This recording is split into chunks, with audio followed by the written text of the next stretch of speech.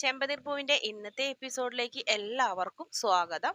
അങ്ങനെ ശ്രുതിയും കൂട്ടുകാരിയും കൂടെ ബ്യൂട്ടി പാർലറിലുള്ള പ്ലേസ് ഒക്കെ കണ്ടുപിടിച്ച് ഒരുപാട് സന്തോഷത്തോടെ ഇരിക്കുന്നുണ്ട്. ഇഷ്ടപ്പെട്ട സ്ഥലം തന്നെ നല്ലൊരു ഭാഗമാണ്, അതുകൊണ്ടൊക്കെ തന്നെ അത് ഉറപ്പിക്കുന്നുണ്ട് ശ്രുതിയും കൂട്ടുകാരിയും.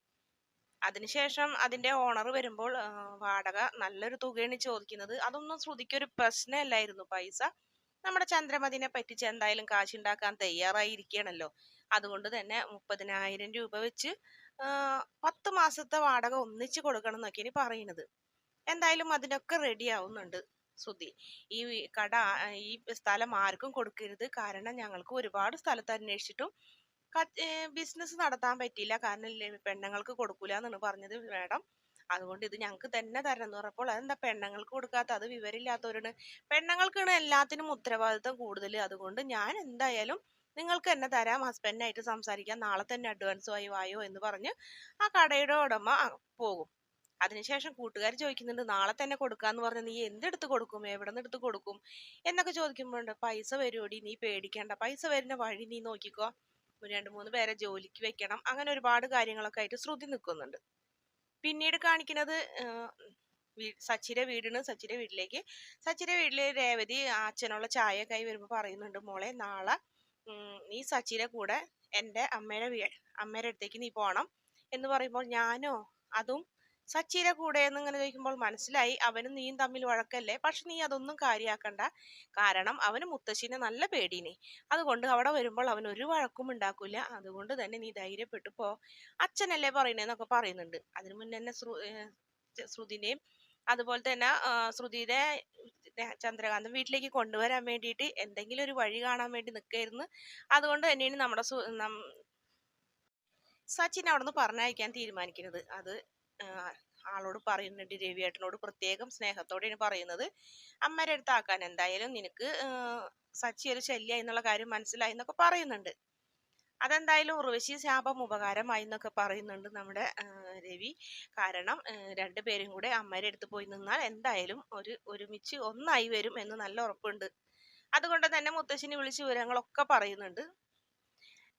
ശരി, നീ അവനെ ധൈര്യപ്പെട്ട് ഇങ്ങോട്ട് വിടടാ, ഞാൻ നോക്കിക്കോളാം എന്നൊക്കെ നമ്മുടെ മുത്തശ്ശിയും പറയുന്നുണ്ട്.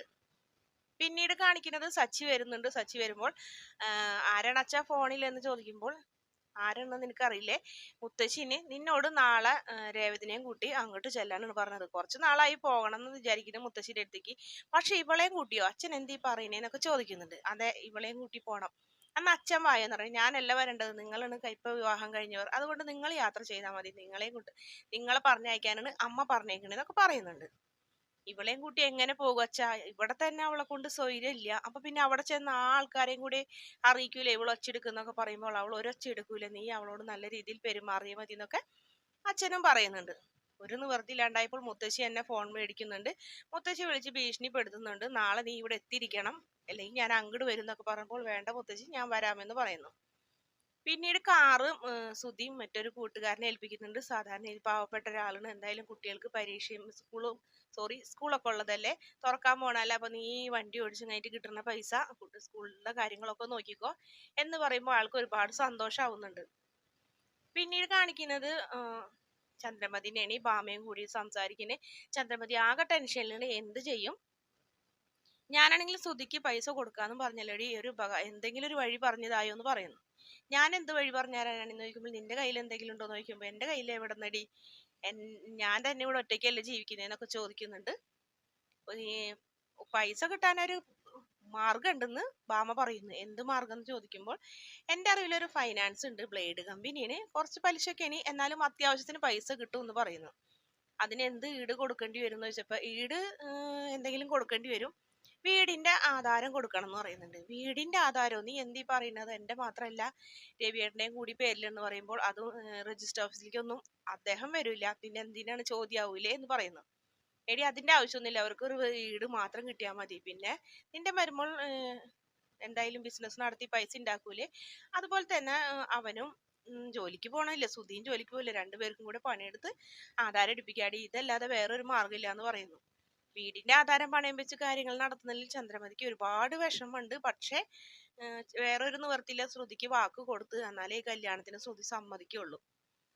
പിന്നീട് രവീന്ദ്രൻ പറയുന്നുണ്ട്, മോളെ രേവതിയോട് പറയുന്നുണ്ട് ബാഗും സാധനങ്ങളൊക്കെ പാക്ക് ചെയ്യാൻ പറയുന്നു. അങ്ങനെ രേവതി എല്ലാ സാധനങ്ങളും പാക്ക് ഒക്കെ ചെയ്യുന്നുണ്ട്. രണ്ടുപേരുടെയും കൂടി പാക്ക് ചെയ്യും. പിന്നീട് കൂട്ടുകാരൻ തന്നെ വരുന്നുണ്ട് കൊണ്ടാക്കാൻ വേണ്ടി. അങ്ങനെ കാറും കൊണ്ടാണ് വരുന്നത്. കൂട്ടുകാരൻ സച്ചിയുടെ കാർ തന്നെ ബസ് സ്റ്റോപ്പ് വരെയും പോകണുള്ളൂ. എന്തായാലും ചന്ദ്രമതിയോട് യാത്ര പറയുമ്പോൾ ഇപ്പൊ ഞാനെന്ത് വേണമെന്ന് ചോദിക്കുന്നുണ്ട്. കണ്ടില്ലേ അച്ഛ, ചോദിക്കേണ്ട കാര്യം ഉണ്ടായിരുന്നോ? അമ്മയ്ക്ക് ഞങ്ങൾ പോകുമ്പോ തന്നെ പോണതെന്ന് തന്നെ ഭയങ്കര സന്തോഷമാണ് എന്ന് പറയുന്നു. പിന്നീട് ചന്ദ്രമതി ഇങ്ങനെ ആലോചിക്കുന്നുണ്ട്, ഞാനിങ്ങനെ എതിർത്ത് നിന്നിട്ടുണ്ടെങ്കിൽ ഇവൻ എന്നോടുള്ള വാശിക്ക് പോകാണ്ടിരിക്കും. അപ്പൊ എന്റെ എല്ലാ പ്രതീക്ഷകളും നഷ്ടപ്പെടും. അതുകൊണ്ട് അത് വേണ്ട, നല്ല സന്തോഷത്തോടെ തന്നെ ഇവരെ യാത്രയാക്കാന്ന് വിചാരിച്ചു ചന്ദ്രമതിയും അവരെ കൂടെ നിൽക്കുന്നുണ്ട്. പിന്നീട് കാറ് വരുമ്പോൾ കാറിൽ കൂട്ടുകാരന്റെ അടുത്താണ് സച്ചി ഇരിക്കാൻ പോകുന്നത്. പക്ഷെ സച്ചിനെ ബലമായി പിടിച്ചിരുത്തുന്നുണ്ട്. നീ ഇവിടെ അല്ലേ ഇരിക്കേണ്ടത്, നീ ഫ്രണ്ടിലല്ല ബാക്കിൽ പോയിരിക്കടാ എന്ന് പറയും. രേവതി മോളെ അടുത്ത് പോയിരിക്കാൻ പറയുന്നുണ്ട്. അതിനിടയ്ക്ക് സച്ചി ഒരു 10,000 തവണ അച്ഛന്റെ അടുത്ത് വന്നിട്ട് അച്ഛാ ശരീരം നോക്കണം, ഭക്ഷണം കഴിക്കണം, അങ്ങനെയാണെന്നൊക്കെ പറഞ്ഞ് ഒരുപാട് കാര്യങ്ങൾ പറഞ്ഞു കൊടുക്കുന്നുണ്ട്. പിന്നെ രവീന്ദ്രന് കുറച്ച് പൈസ ഒക്കെ കൊടുക്കുന്നുണ്ട്. എന്തായാലും രവീന്ദ്രൻ ഉന്തി തള്ളിയായിട്ട് സച്ചിനെയും രേവതിനെയും കൂടെ അങ്ങനെ മുത്തശ്ശിയുടെ വീട്ടിലേക്ക് വിടുന്നുണ്ട്. അതുപോലെ തന്നെ യാത്രയൊക്കെ പറഞ്ഞു പോകുമ്പോൾ തന്നെ രവീന്ദ്രൻ അമ്മനെ വിളിക്കുന്നുണ്ട്. രണ്ടുപേരെയും പറഞ്ഞയച്ചിട്ടുണ്ട്. ഇനിയെല്ലാം അമ്മയുടെ കയ്യിലുണ്ടെന്ന് പറഞ്ഞപ്പോൾ നീ പേടിക്കണ്ട, രണ്ടുപേരും രണ്ട് മനസ്സായി വരുന്നത് ഇവിടെ നിന്ന് വരുമ്പോൾ ഒരേ മനസ്സോടെ തന്നെ വരുവോടെ, നീ പേടിക്കണ്ടെന്ന് പറഞ്ഞ് മുത്തശ്ശി നമ്മുടെ അച്ഛന് വാക്ക് കൊടുക്കുന്നതോടെയാണ് ഇന്നത്തെ എപ്പിസോഡിന്റെ അവസാന ഭാഗം.